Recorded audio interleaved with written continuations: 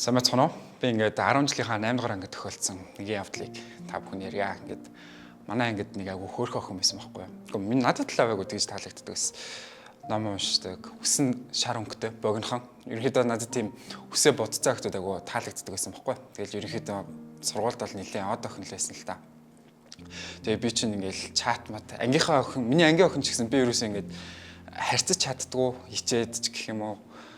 Тэгээд би чат хийдэг байсан маа сайн өдргээл. Тэгээ намайг бичгээр ерөөсөө тоохгүй. Тэгээ би өглөө болго ингээл өглөөний минь дундхтан сайхан амраараа намайг зүгээр сэндэл өгдөг байсан байхгүй. Тэгээд бүр за энэ худлаан байна да гэд орхицсон байжсэн чи нэг өдөр над руу чат хийчихэд. Тэгэл би ч мөр аяар баярлж байгаа штэ.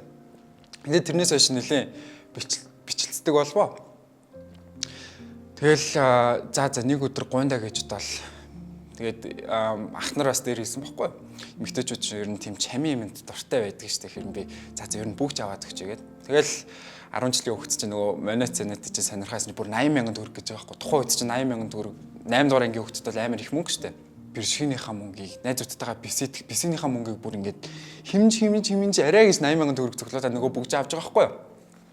Тэгэл маргааш нөгөөдгөө чи гуйндаа гэж бодвол тэгэл нөгөө бүгжээ өгвөө. Тэгсэн чинь манай хүү авчлаа.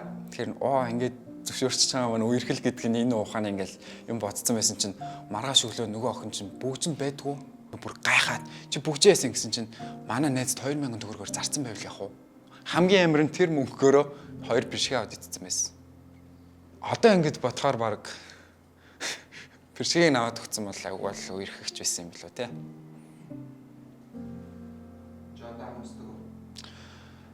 Одоо юунд нь чарамсгав те. Баярлалаа.